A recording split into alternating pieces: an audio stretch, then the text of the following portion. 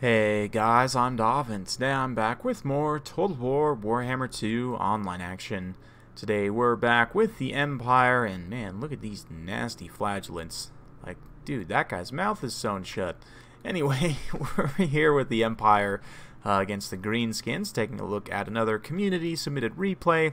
We've got, let's just go straight to the builds here. We've got some spearmen, lots of spearmen, four spearmen, it looks like, a steam tank, we've got a Jade Wizard, Tattersouls, some Reiksguard, Boris Todbringer up on a Pegasus, very interesting. He's got White Cloak of Ulrich and the Midland Runefang, as well as Holderline, Zittler's Reiksguard up front, and some grenade launchers. Yes, indeed, 2 units of Outriders with grenade launchers.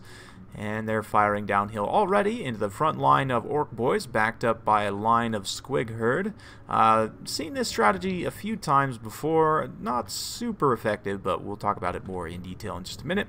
Got some Night Gobbo Archers with the Rusty Airs, Wurzag, very nice pick, Nasty Skulkers, also a good pick, Goblin Big Boss, and a Broken Tusk Mob as the Ace Sweepers. So without further ado, effigy to get is going to be dropped right in the front here on these Outriders, which probably a little bit of a waste of an effigy to get. You can see it is already starting to pick off some unit models there, and the Squigs are going to be able to get into contact just barely before it drops there.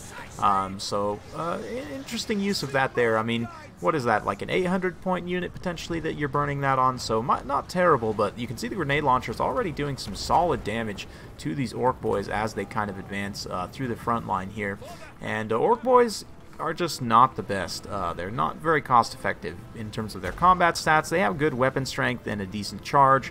Their melee attack and defense, though, leaves a lot to be desired, especially when you're comparing them to something like Empire Swordsman, but grenade launchers continuing to fire in here from the flank, doing some good damage. Skulkers are a much better pick, and I think just in general the Goblins right now are better across the board. They have similar combat stats to the Orc Boys, but you also get poison and a lot more unit models. So for the most part, I would say that generally I think you're going to be better off to go with Goblins in the front line rather than Orc Boys, like either regular Goblins and juice them up with Chevrons, or Night Goblins.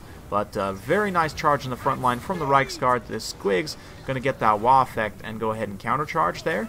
And the Reiksguard will take some pretty significant damage here, but you can see the Squigs also getting enraged because of the damage that they're taking, and some very nice kind of hit and run tactics here. Multiple charging Reiksguard holding back this very large Greenskin force, and a nice Dwellers Below coming up in the middle here. It's going to catch a lot of these units. Unfortunately not exactly on the blob, probably over here would have been slightly better, but still it is going to stop up a lot of those units. Unfortunately, those Reiksguard did get smoke bombed. Looked like both groups got smoke bombed there, so it's a very nice response by the Greenskin player to go ahead and use that smoke bomb there. Meanwhile, pushing up the units that didn't get stopped up by that Reiksguard charge, although this is definitely a mistake blobbing in both of these units on top of these flagellants. This other unit of Orc Boys needed to come cheat out and around and try and form up a little bit of a wider line, preferably over on this side, although the steam tank probably could have just terrified them away relatively easily. But it looks like the Reiksguard coming back for another kind of stopping cycle charge here. Going to land home some lances and do some very good damage to the Greenskins here. And when you're playing kind of an Empire artillery build with some heavy cavalry, this is often the way you need to play. If you have the mobility advantage against the Greenskins, just try and, kind of hit and run.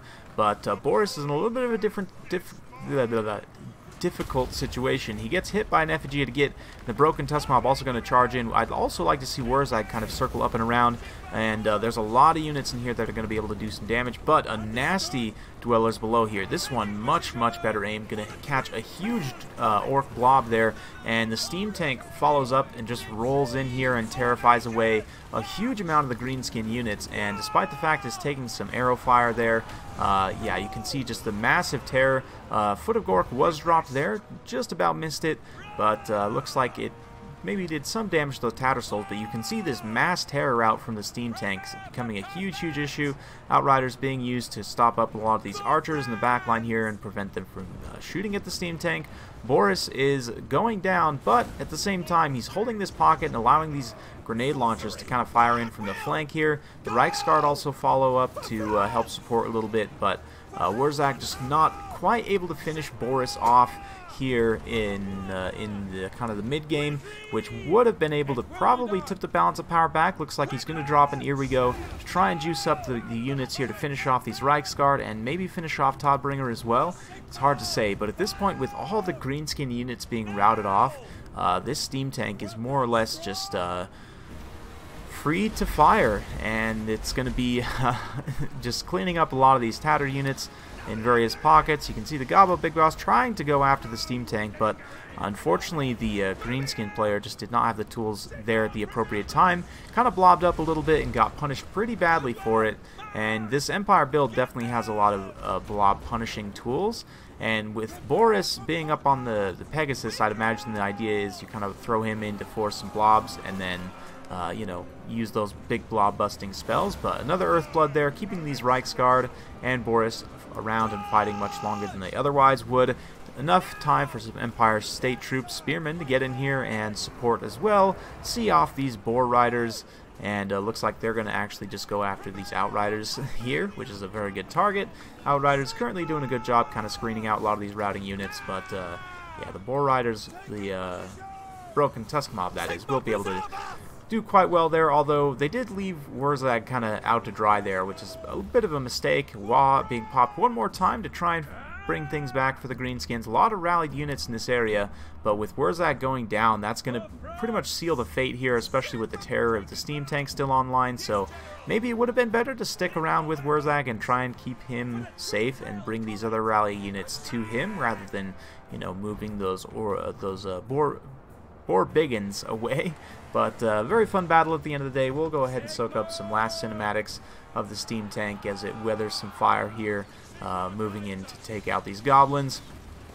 Steam gun menacingly coming around and swing and a miss there on those goblins. But yeah, the steam tank is relentless at this point. Not going to be stopped up by some tiny, puny little goblins. And yeah, they will be run under its wheels. So very fun battle. Hope you guys enjoyed watching that one.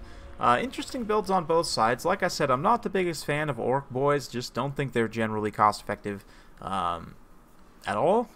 In most matchups, they can do okay against certain types of units, but just in general, I would say you're going to want to go with a different type of front line here.